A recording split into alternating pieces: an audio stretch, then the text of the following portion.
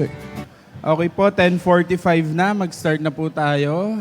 At iilan lang din naman tayo. Maglapit-lapit na po tayo. Kung a-attend po yung mga nasa kwarto ng kabataan, medyo malakas. Yung nasa kusina din po, kung a-attend po kayo, maupo na po para po tayo ay makapagsimula na. Saan ba ako dapat? Medyo malakas. Lapit na po kayo dito.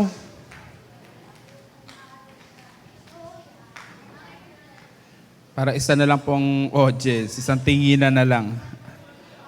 Sige, upo na. Okay po, review po tayo ulit. Yung pong ating pinag-aaralan ay makikita po natin in 2 books, in Exodus and even in Deuteronomy. In reality, pag inaral nyo po, talaga pong mag-back-to-back ang Exodus at Deuteronomy. It's just a reflection and a repetition. Yung pong Deuteronomy is most likely a repetition of what Exodus is. Okay? Tapos po, yung ang pinagkaiba, ano yung gitna? Ano po yung first book? Genesis, Exodus, gitna. Leviticus, Deuteronomy, Numbers. Ang magka back to back po lagi diyan ay kita nyo po, ang nakapagitna si Leviticus. Okay? Kasi siya yung naiiba dahil yung Leviticus, it's all about, saan ba ako pumuesto? Nang hindi nag-feedback. Leviticus is all about the priest. Okay? Kaya po siya tinawag na Leviticus. It's all about Levi. All the works of the priest. Kaya po pag tiningnan nyo yung nagkagitna, si Deuteronomy at saka, ang pangit tingnan Deuteronomy at saka, Exodus and Deuteronomy, sila po yung magka-resonate. And then Genesis and, ano po yung dulo ulit? Yung panglima? Numbers. Okay, sila po yung magka-back to back. Sige, a-attend po ba? Para lang po wala akong makitang nakatayo at medyo autism ang inyong teacher, autistic ang inyong teacher. Ayon ang marami nakikitang gumagalaw. Sige, hintayin ko kayo.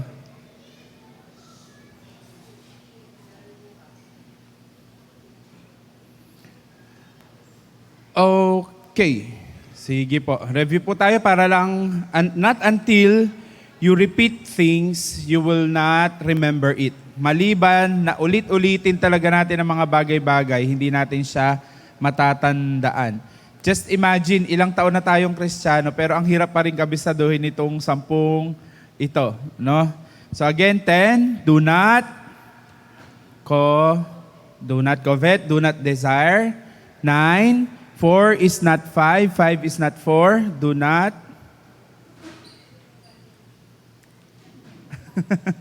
Do not bear false witness. Do not lie. 8, mapuputol ang daliri.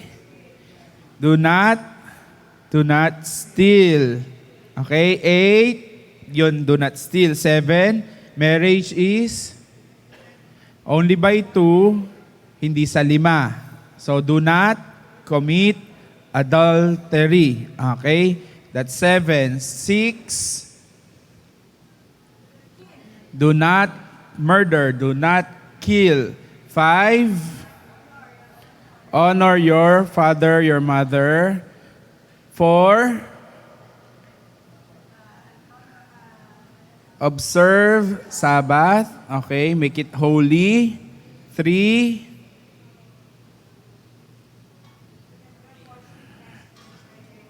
do po. Ano po yun Pang-siyam po yun. Do not misuse or do not use the name of the Lord in vain. Ito po yung topic natin ngayon. Do not bow down to any other gods. Okay? Pero ang konteksto nun, do not carve images, idols, and then bow and serve them. Okay? Sino-shortcut lang natin. Pero pag kinuha niyo po yung verse, mas mahaba po siya. And then, number 1, you should only have one God. Okay? So tapusin po natin yung topic natin for do not bow down, do not worship, do not carve idols, do not serve any other gods than me. Okay?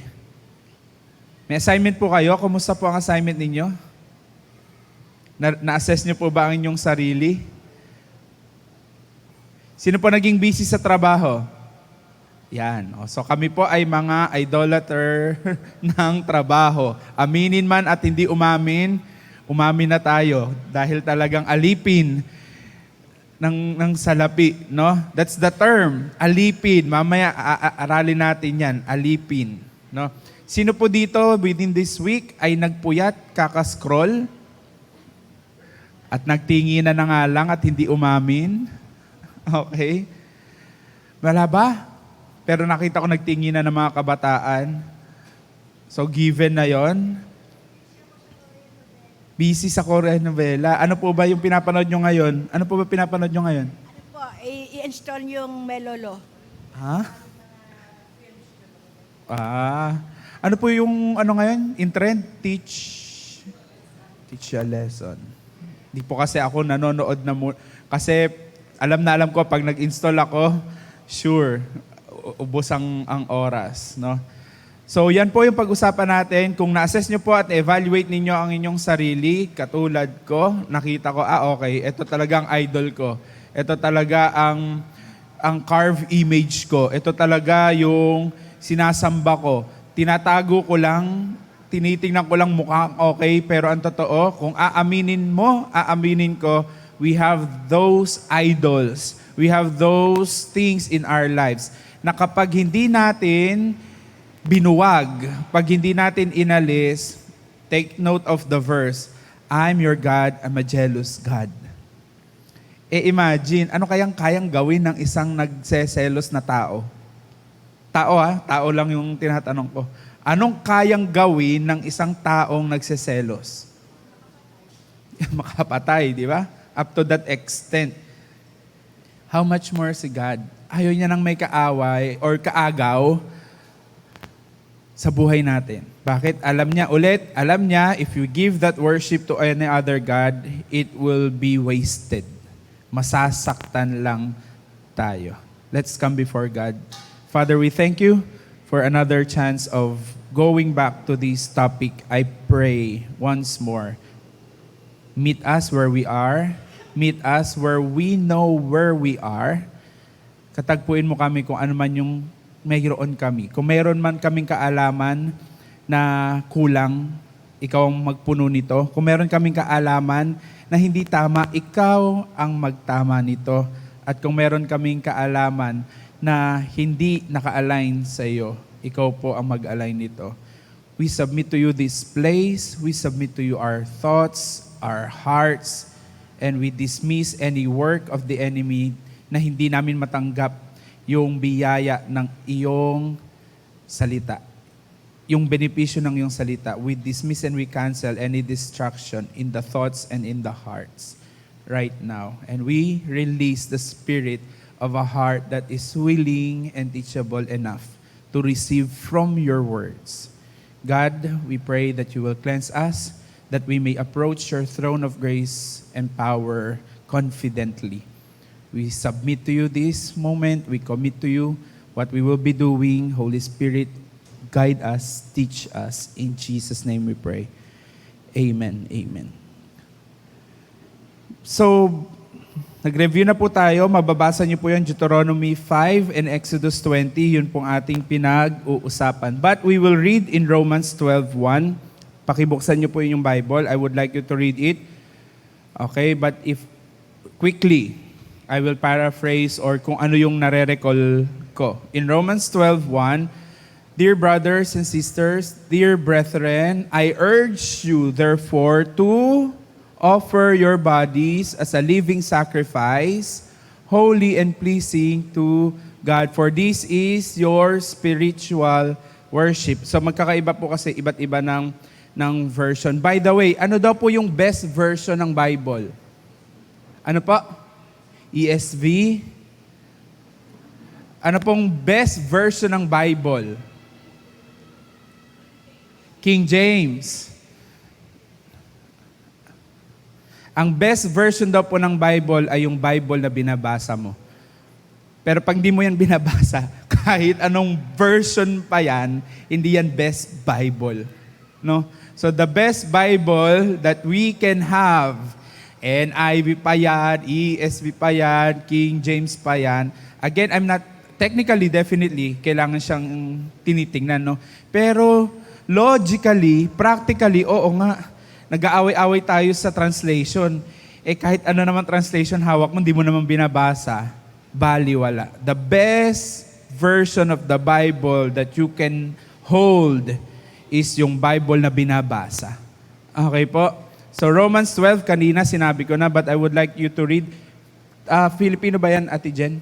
Ayan, pabasa. Kaya nga, mga kapatid, alang-alang sa magandang habag ng Diyos sa atin, ako'y namamanhik sa inyo, ialay nyo ang inyong bilang handog na buhay. Hindi at, maliit kasi, bilang handog na buhay, banal at kalugod-lugod sa Kanya, ito ang karapat-dapat na pagsamba sa inyo sa Diyos. Important words, no? By the grace of God, by the mercies of God, doon sa ibang, sa English, no? Mercies po ba yung sa inyo sa English? Mercy, okay, no? By the mercy of God, I urge you, brothers, sisters, okay, to offer up your body as a living sacrifice. It's only by God's mercy, it's only by God's grace. Kung hindi natin babalikan yung habag ng Diyos, hindi talaga tayo makakasamba sa Kanya. Imposible yun, no? Kasi it's only by the grace of God that we can really offer life to Him. Pag malibang balikan natin na ako ay resulta lamang ng habag ng Diyos, which I suppose lahat tayo na nandito ay resulta lamang ng habag ng Diyos. No? Kahit ano pang pinanggalingan mo, pinanggalingan ko, lahat po tayo ay resulta lamang ng kahabagan ng Diyos. Malibang kinahabagan tayo ng Diyos, hindi po tayo makakasamba sa Kanya. No? And then, sabi doon, I urge you, brothers and sisters, ba't ganon? Kailangan pa na i-urge, namamanhik. Namamanhik ako sa inyo. Ibig sabihin, may pagkakataon talaga na hindi ginagawa nung mga kausap. Sino po nagsulat ng Romans? Sino po? Si Pablo. Yung kausap niya, ibig sabihin, may pagkakataon na may sinasambang iba. May pagkakataon na hindi nga sumasamba sa iba, pero hindi naman din sumasamba sa Diyos. But later, I'll come to a point na hindi pwedeng wala kang sasambahin. Lahat ng tao may sinasamba. Brother Arn, sabi nung ang kanyang profession, hindi po yung profession na profession, yung kanyang pinoprofess, I am an atheist. Even atheist has something or someone na pinaglalaanan niya ng pagsamba. This is my personal thought. Walang tao na walang sinasamba. Lahat ng tao may sinasamba. Brother Arn, kahit yung mga anak mo, may sinasamba ka ba't? Where they put their life into, they worship. Saan ba sila madalas nakadepende ngayon? Sa amin muna. Okay? Most of the time, where you depend your life, there's your worship. So nauunahan ko na yung mga ilang points. But my thought, again, this is not general, this is not in the Bible in verbatim, pero in my thought, okay, lahat ng tao may sinasamba. Hindi pwedeng ang isang tao walang pinaglalaanan ng pagsamba. Ang tanong na nga lang ay saan, sino yung pinaglalaanan ng pagsamba na yon. Okay? Balik tayo. Romans 12:1, I urge you, pinamamanhik ko, sambahin nyo ang Diyos na nagbigay sa inyo ng kahabagan. Nagbigay sa inyo ng mercy. Pinapaalala, no? Sambahin nyo siya. Kasi that should be the result nung mercy niya. That should be the result nung grace niya. So mga kapatid, kung sinasabi natin that we were saved by grace through faith, anong resulta dapat nun? Nung salvation na yon? Worship. Malinaw yung Romans 12:1. By the mercies of God, by His grace, pinamamanhik ko, dapat ang resulta nung salvation natin is worship.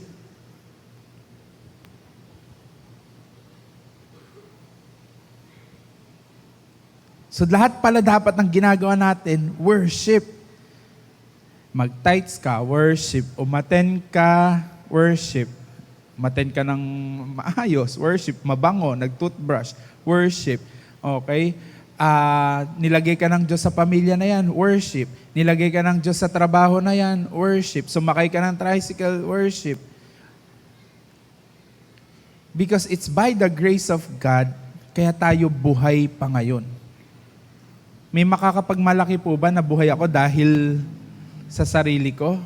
Dito? Wala eh. Lahat po tayo ngayon buhay, nakalasa ng masarap na sopas.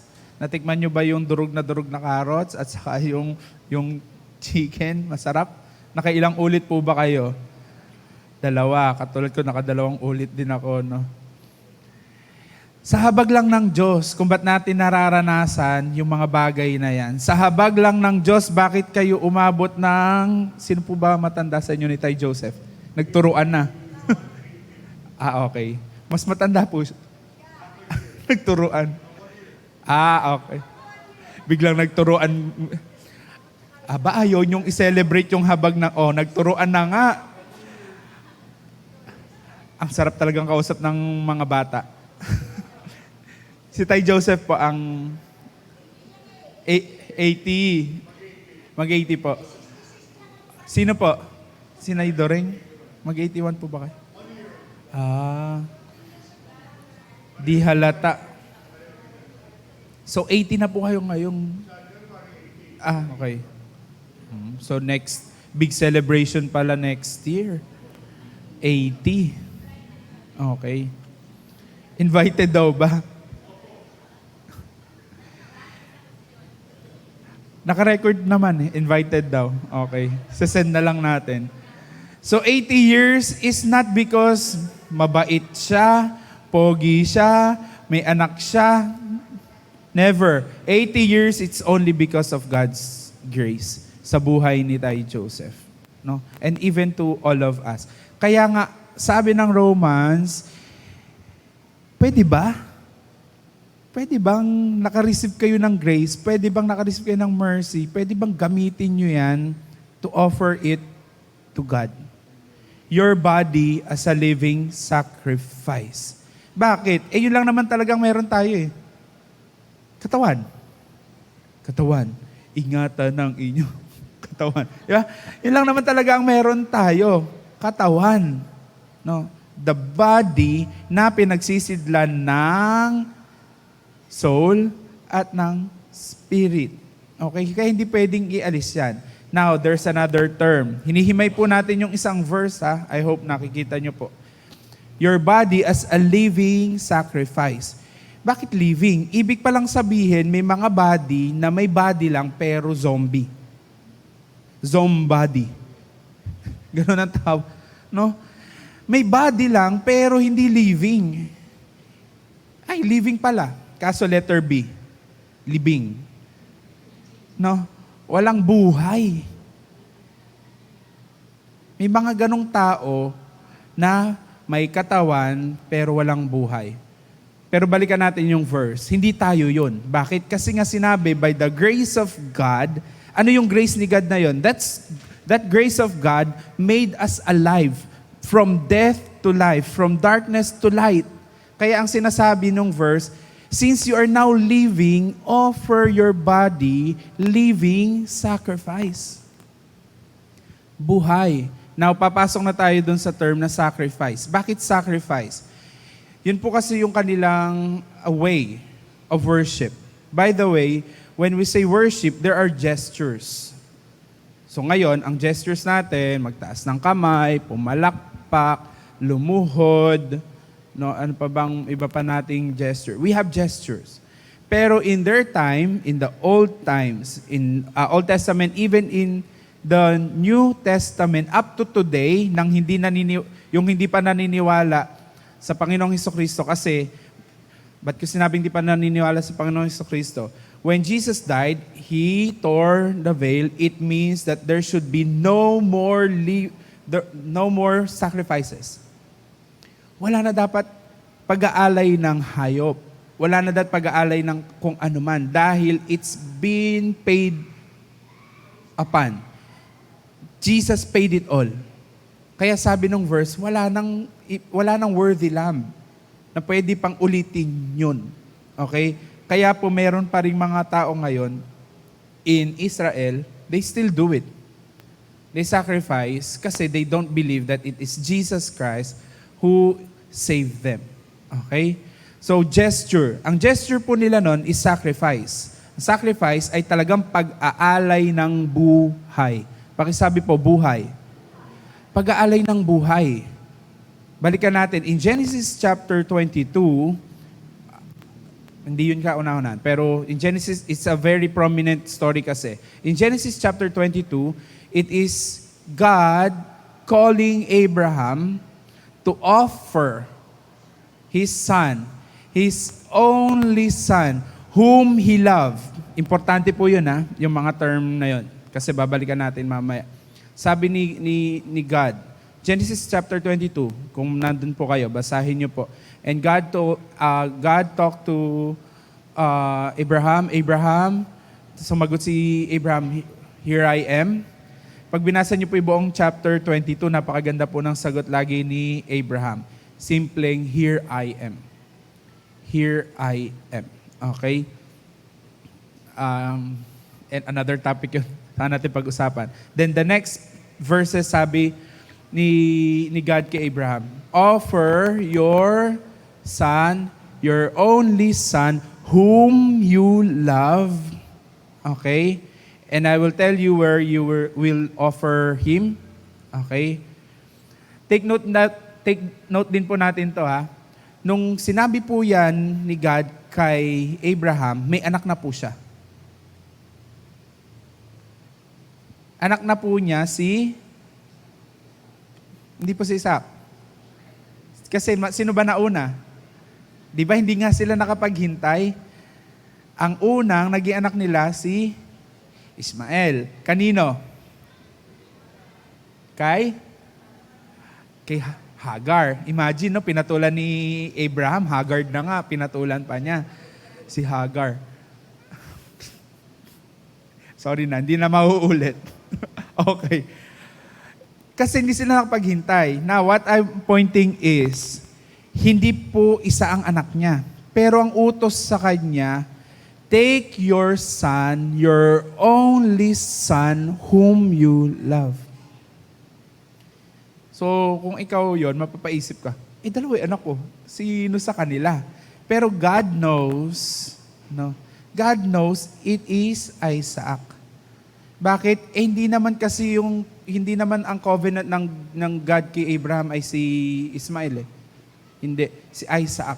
Alam na alam niya yon. Kasi ang usapan nila, I will make you a father of nation through Sarah.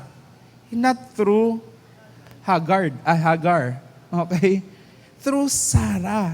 Kaya alam na alam ni Abraham na nung sinabi ni God, offer your son, your only son, whom you love, si Isaac yon.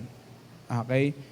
Naglagay lang ako ng background, pero hindi yun talaga yung course kung bakit ko kinuha yung chapter. Ang point ko, noon pa lang po, ang gesture nila is to offer through sacrifice. Kaya po ang worship, it's about life. Worship is blood. Kaya po yung mga sumasamba din, punta naman natin yung other side. No?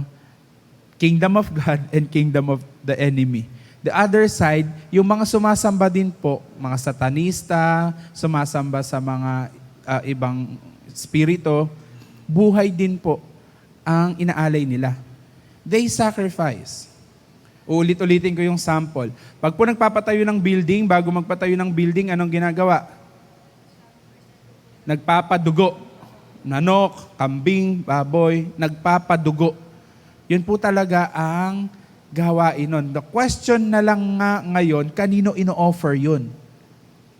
Okay po, nagpapadugo.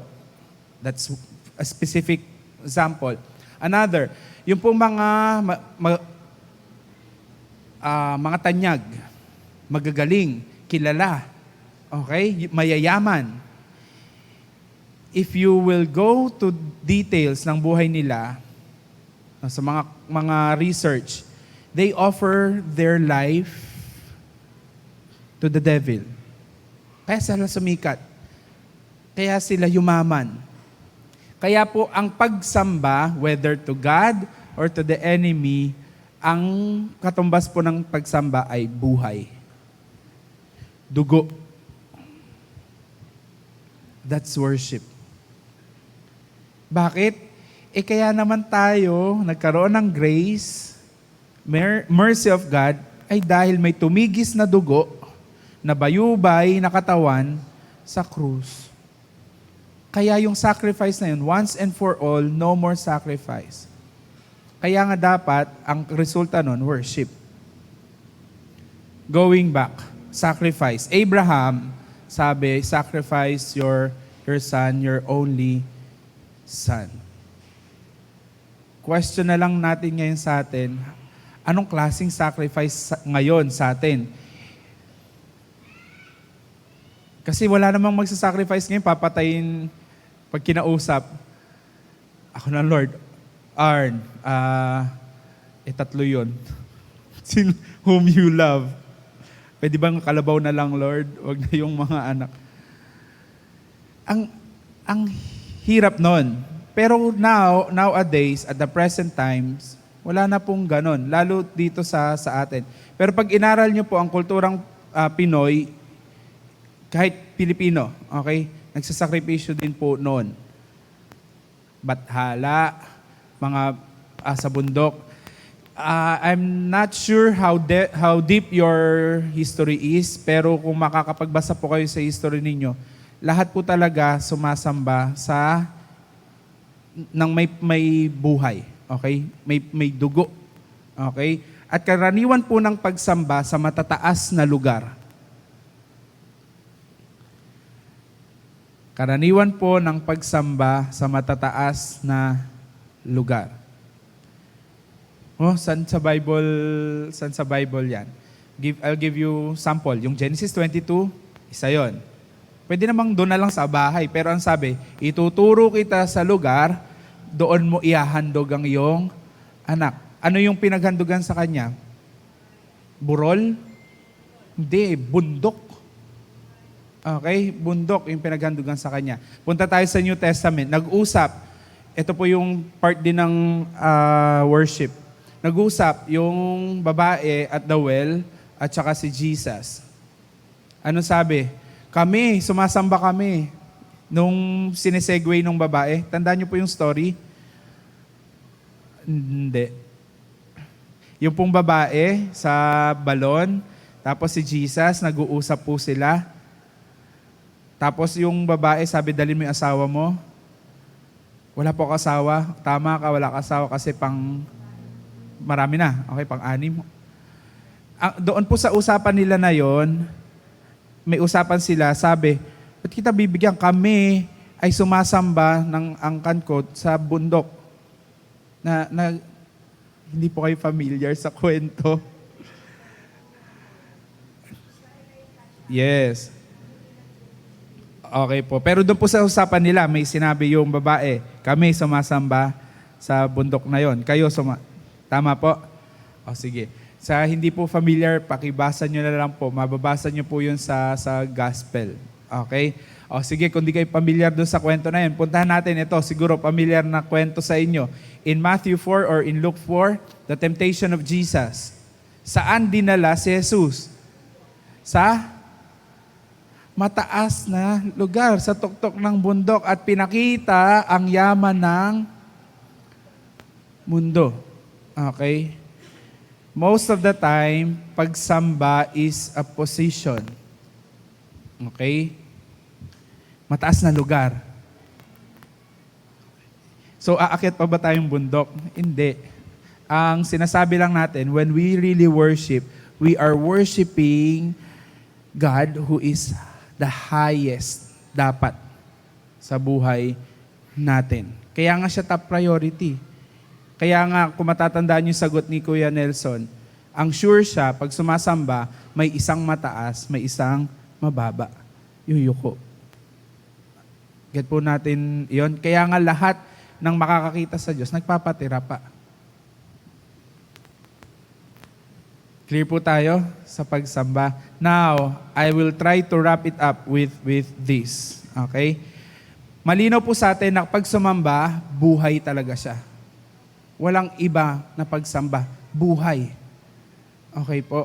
Now, let's put it in 4 words. Life.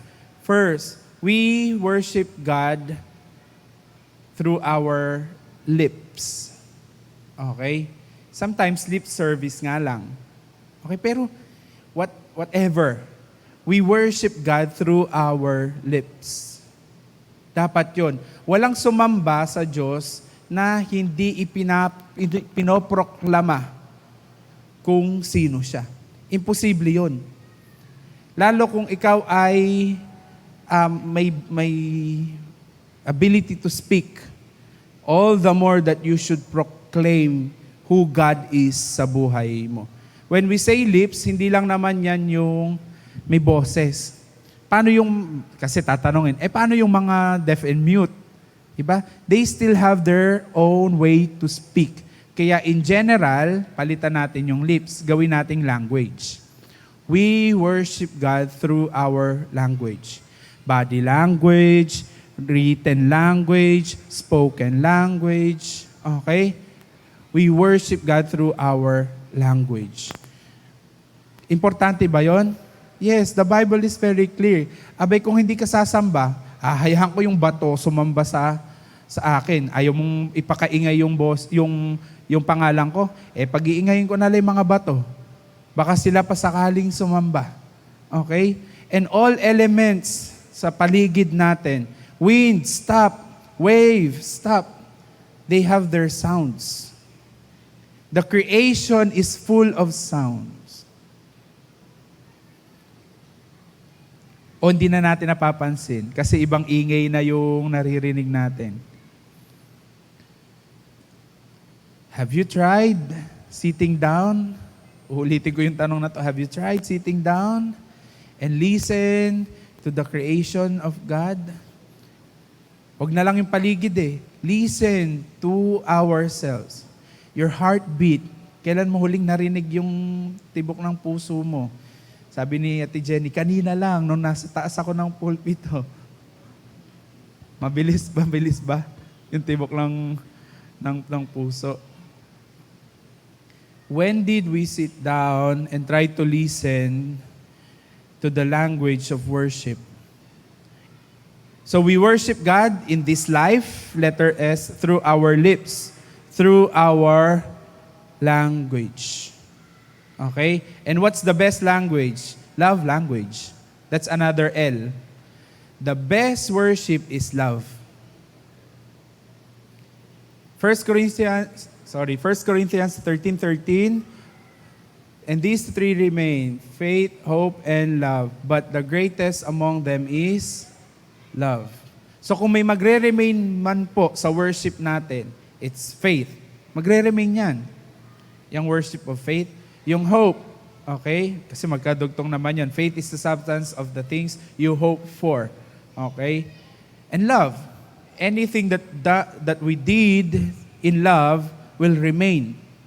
And that's worship. Pero sabi, among these, the greatest is love. So kung may worship man tayo, it is through our lips, through our language, and what's that best language? It is love. At iba-iba yon, alam naman natin. Merong love through giving, may love through time, may love through touch, may love through service, may love through words. Okay? Five love languages. So that's letter L. We worship God through this life by our language and by our love. Okay? Noong si Abraham ay inutusan, may language eh. Here I am. Here I am. Hindi pwedeng walang sagot. Okay? At ano yung naging sagot niya? Ano yung tugon niya? It's out of love. Kasi sabi doon, sacrifice your son whom you love. Very clear. Whom you love. Kaya yung sacrifice na yon, it's not just napilitan. Ay, sige na nga, okay na. Hindi eh. Ang hirap nun. Okay? Ang hirap nun. Lalo kung marami sa atin may anak. Alam niyo yung sinasabi ko, pag may anak ka, hindi naman yan parang biik. Mukha lang biik yung mga anak ko. Pero pag sinabing ihandog yan, ang hirap nun. Okay? Mahirap siya. Kaya it's love. Worship is a sacrifice of love. Okay po. Next to that is, anong sunod sa L? Life. Life po yung binibigyan natin ng meaning. I. We should be very careful with our worship through our intentions. Kasi hindi ko kita yung intention ng puso mo, Jenny. Hindi nyo kita intention ng puso ko ngayon. Bakit ako nagtuturo ngayon? Okay? Hindi ko kita lahat ng intention ng puso natin. Kaya yung worship natin, tanging Diyos lang makakakita ng intention niyan. And Abraham, Diyos lang nakakakita ng intention niya. Bakit siya sumunod? But the good thing is, yun kasi ay obedience niya. Obedience is better than sacrifice. Importante sa Diyos yung intention ng puso ko, ng puso mo. Bakit ka sumasamba sa Kanya? Bakit ako pumupunta paglinggo ng church? Bakit ako magtuturo? Ba't ko ginagawa to? We need to know the intention of the heart. At wala pong nakakatalos ng intention ng puso ng tao. Perfectly wala. Medyo may bahid siguro na kukuha ko yung intention ng puso nyo, may bahid lang. Pero yung purong intention, hindi po matatalos yun ng tao. Diyos lang makakatalos nun.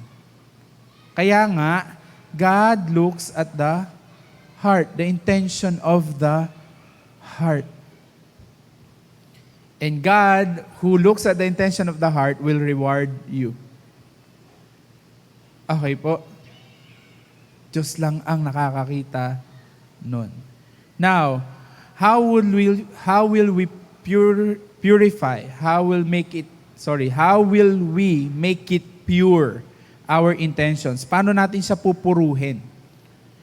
There's another I na importante in worship. That's intimacy. Bakit? You cannot worship someone or anything na hindi mo kilala. Intimacy is very essential, vital, and critical in worship. Pag hindi mo kilala yung sinasamba mo, mapapahama ka. Imagine, nag-aalay ka sa isang, halimbawa nag-aalay ka, parang, ano na po kayo? Ouija board? Or, hindi pa? Gusto nyo? Joke lang. Parang, sino ka? Anong espiritu ka nandito? Magpakilala ka. Importante yun sa kanila. Spirit of the glass. Nagawa nyo na po? Sino pong spirito tinawag nyo? Mukhang nasa inyo pa po ngayon ha. Papalabasin natin. Joke lang po. Agama. Totoo kasi yun. Totoo po yun, no? My point is this. Ang hirap, nasasamba ka, tumatawag ka ng spirito, hindi mo malaman kung kaninong spirito yan. No? Kaya nga in the Bible, sino kayo? Ano kayo? Kami ang legion. Very critical mga kapatid that you know you have intimacy to whom you put your worship.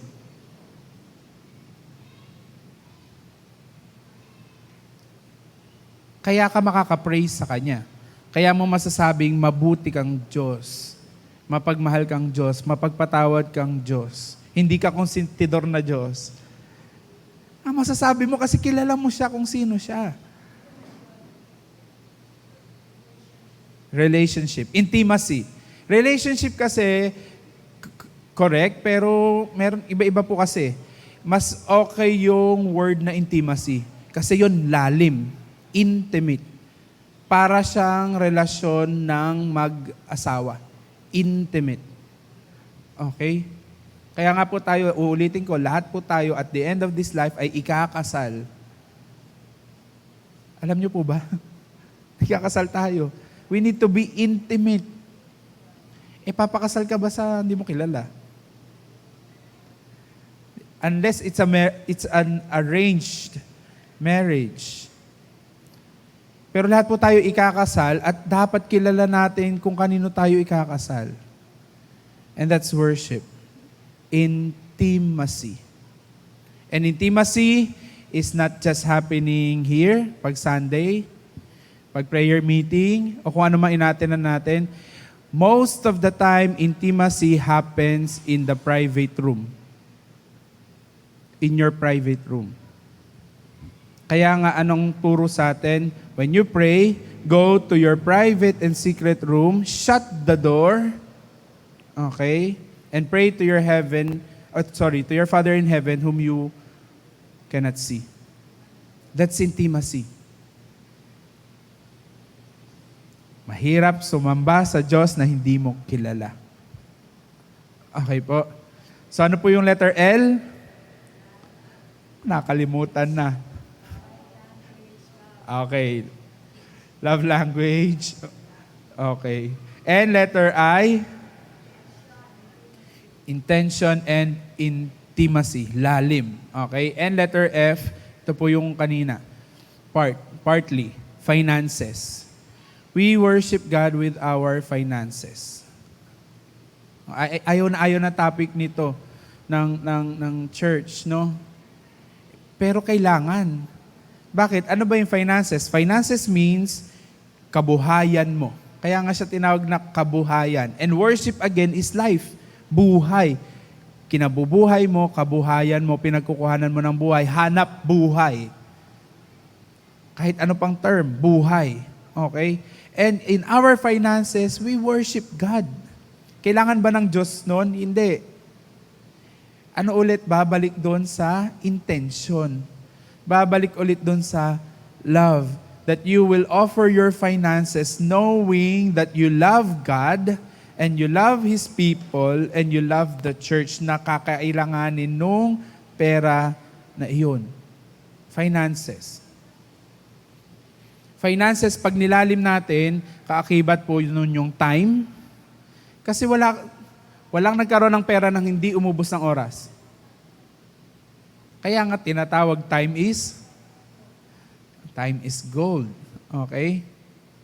Kasi wala kang magiging finances nang hindi ka nag-ubos ng time. Okay?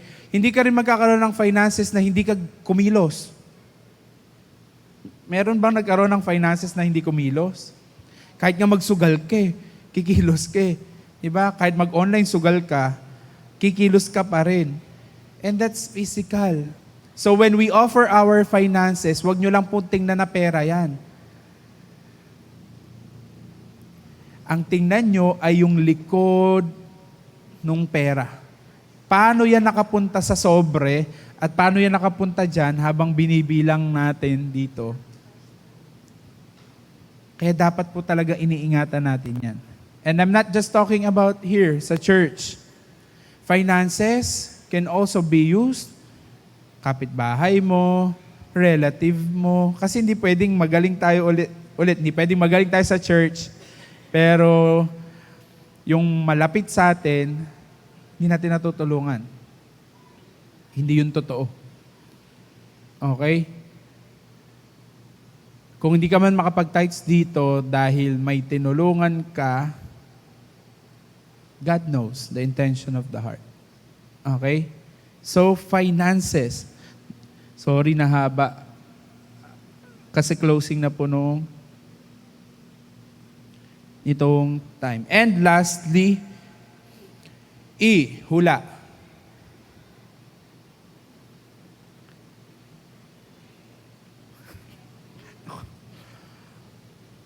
Kung gagawa lang natin eh. Ayan o. Anong ginawa natin?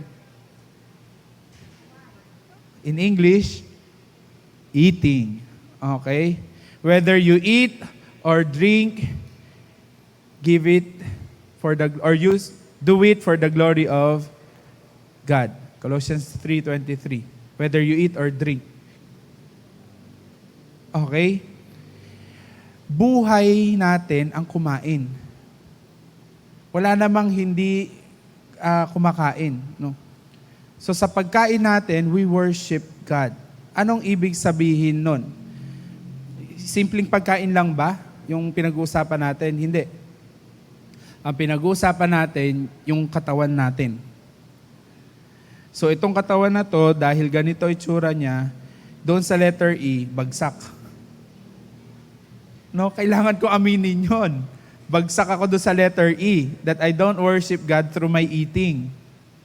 Lalo kapag tumas na kolesterol, mataas ang BP, ang daming iniinom na gamot, o kung ano man, bagsak tayo sa worship na yon. Kasi we need to worship God with the living sacrifice through our body. And you are the temple, your body is the temple of the living God. Literally, yung verse na yon, your body, my body, is the temple of the living God. And kung anong gawin ko sa katawan na to, it's not worship. Eating what you eat is what you are. So, hindi naman ako mahilig sa baboy, pero ba't ganito katawan ko mukhang? No? Sa kanin. Opo. Magsasaka kasi ang aking tatay. At saka yung school namin ay monthly may bigas na, opo, may pabigas po. Kaya ganito. Ba't ganon? Ganon din naman si Ate Beth, may pabigas sila. Kasi pinamimigay nga pala ni Nana Doreng. Joke lang po. Mabilis ang metabolism, hindi po. Masaya lang tayo, we're taking it lightly, pero in a serious note, mga kapatid, eating is worship. Eating is worship. Kaya nga po, yan ang unang isa sa tactic ng kaaway so that we cannot worship. Genesis pa lang eh. Mukhang masarap. Food. One of the tactics of the enemy to derail Christian, not only Christian, many people, is through food. Ano pa yon? Alam nyo ba lahat tayo ay magician? Yung mga nagluluto, magician. Magic sarap. Magician.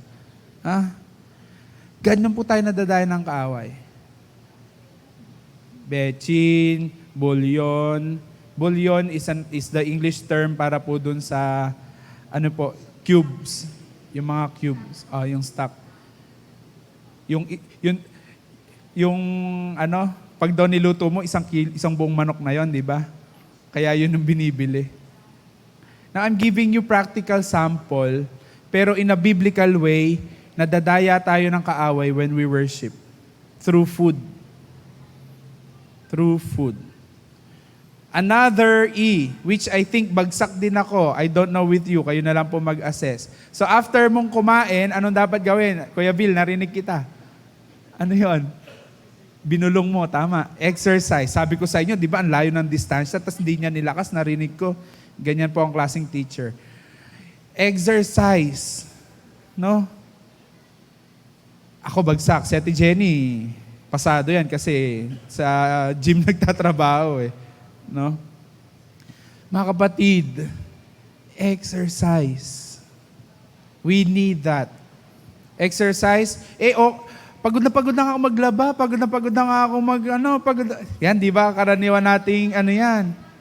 Karaniwan nating statement yan.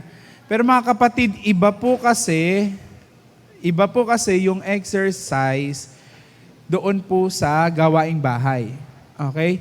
Bakit? Sa gawaing bahay, bukod sa katawan ng na-exercise, bibig. Ano ba naman ito? Gumagawa, may kasamang bibig. Ang sakit sa tenga. Okay? Again, kidding aside, yung po mga ginagawang household chores, hindi po siya exercise talaga. Kasi nai-stress po kayo noon habang ginagawa nyo. Not unless sinasabi nyo talaga, ang sayang maglaba, ang sarap mag-urong. Pero wala pa ako nakitang ganon. Bihira. No? Exercise should be pleasant. Pag po sinabing exercise, dapat nare-release po nakalimutan ko yung term, yung technical term. Nare-release po yung hormones, yung toxic hormone, tapos po dapat tumataas yung happy hormones. Yun ang dapat nangyari sa exercise. Nangyayari ba yun pag household? Hindi. Dumadagdag ang toxic, lumalabas ang stress hormones, hindi happy hormones. Okay po? So, bagsak ako doon, I don't know with you po. Pero, what I know, the Bible is clear. Exercise is needed because you and I were the temple of the living God. Lastly, kanina nabanggit ko na. Pagkatapos mong kumain, pagkatapos mong mag-exercise, ano mangyayari sa'yo? Ano pa? Na-exhaust na. Actually, it gives you good emotions. Katulad ko po ba kayo, pag hindi pa kayo nakakakain, gutom kayo, pinipigilan yung lumabas yung halimaw sa... Di ba pag gutom ka, iba ang emotion mo? Prophet Elijah, gusto magpakamatay just because of gutom. Nung pinakain, tulog, yun lang pala kulang. No? Nag-e-emote pa. Yun lang naman pala kulang. No? Emotions. Worship God through our emotions. And I think ako ay bagsak doon. Hindi ko din po alam sa inyo. Kayo po ang mag-assess ng sarili ninyo. I have few emotions na bagsak ako. Okay?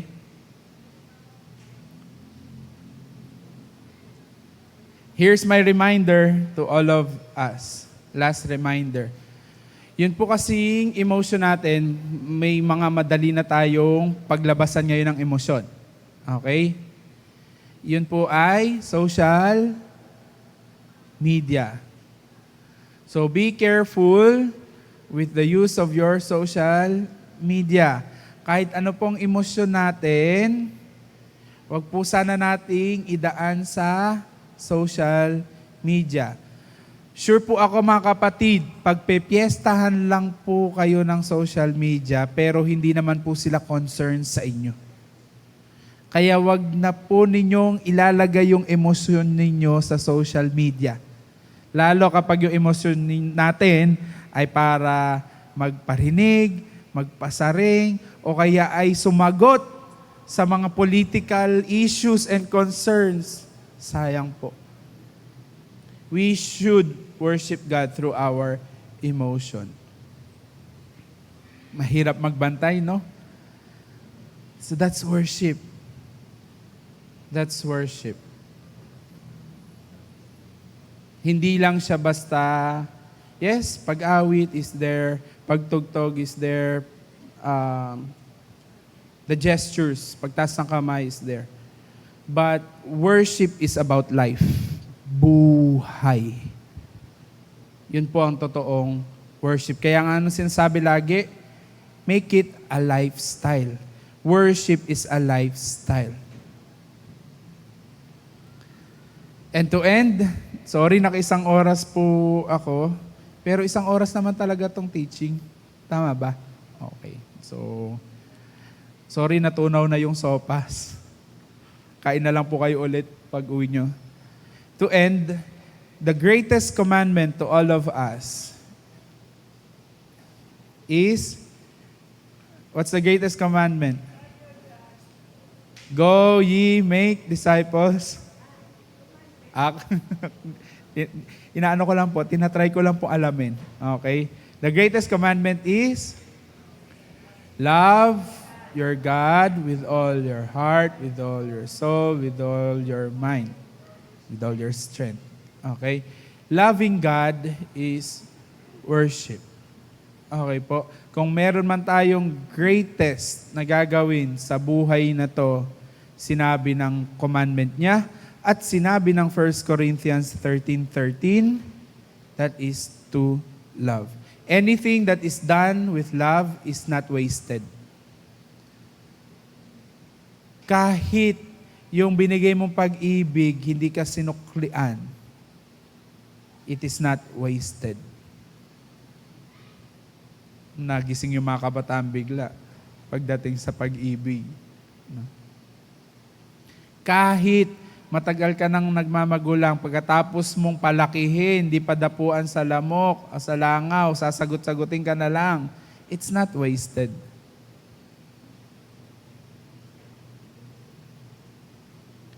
Anything that is done in true and pure love, it will always be beneficial. Question po, last 3 minutes. Baka may gusto kayong linawin when it comes to worship. I hope we will go beyond sa alam nating worship. Sana mas lumalim tayo doon sa command niya na don't bow down and worship any other God. Ang gusto lang niyang sabihin doon, give me your life. Kasi yung buhay na bibigay mo sa akin, yan ay magiging totoong buhay. Those who lose their lives for God will have it. But those who love their life for their own will lose it. Bible po nagsabi. Hindi po ako. So saan mo ilalaan yung buhay mo? Saan mo ibibigay? Kanino mo ibibigay yung buhay mo? Clarifications po. Addition, deduction, multiplication. Question. Paano po yung mga suicide bombers, nagsasacrifice sila ng buhay nila? Para saan? Ulit, kapag po mayroon tayong pinaglalaanan ng buhay, yun yung sinasamba natin. Yun yung purpose natin. Yun yung akala nating tama. Ngayon, ang tanong nyo po kung para saan nila nilalaan yon, doon po sa mission nila. Hindi ko po alam kung ISIS pa yan o kung ano. Pero doon po nila nilaan yung kanilang buhay. Ang mga kapatid po kasi nating Muslim, talagang wala na sa kanila ang buhay eh. Kaya nga, di ba, pag buhay ang kinuha, buhay din ang kabayan. Wala po silang dadalawang isip pagdating sa buhay. But kung ang tanong niyo kanino napunta na alay iyon, hindi ko po alam kung saan mapupunta yon. Pero kung in the light of the Bible, sure ball. Kasi hindi mo dapat pakailaman yung buhay na hindi naman ikaw ang nagbigay niyan. Yung mga Muslim, mas matindi nga ang worship nila kay Allah eh. Yes po, totoo po yun. Aminin natin sa hindi, mas marami pong relihiyon na mas matindi ang worship sa atin. Mas matindi ang gesture of worship sa atin. No? Catholic, tayo, galing tayo Katoliko. Grabe worship. Ang pananampalataya sa panyo, pananampalataya sa tubig, sa langis. Iba ang pananampalataya nila. Yun nga eh. Kaya nga po, naniniwala ako, walang taong, Walang taong walang sinasamba. Meron. Meron at meron. Ang tanong na nga lang, sino at kanino? Kaya po tayo, ang sinasabi natin, naghahanap ang Diyos, time will come that we will worship Him in spirit and in truth. Hindi pwedeng hindi tayo sasamba ng hindi katotohanan. Mahirap kasi, it will sound judgmental. Pero, in observation, they worship but not with the truth. Kasi ang truth ay, don't carve images. Don't use any material to worship God. Binuwag na nga yun eh. Okay? Kaya nga iniingatan yun eh. Iniingatan si Peter, dumaan yung anino, nakapagpagaling. Iniingatan po na mapunta yung point of worship sa tao o sa bagay. Kaya yung mga panyo, kasi doon mo na malalagay yung faith mo. Worship is faith. Worship is where you put your faith. So pag nilagay mo na sa panyo, patay na. Galing po kasi ako doon dati. Yes. Alam ko lahat yun. Panyo, itlog, binaliktad na payong para sumalo ng mga nalalaglag na panyo na may kalamansi sa helicopter. I've been there. Effective naman. Gusto niyong try? Hindi kasi you have faith. Parang, ay, effective yung itlog. Ay, effective yung langis. Effective. Kasi, you have faith in that. Kaya nga lang, mali yung faith. Hindi truth.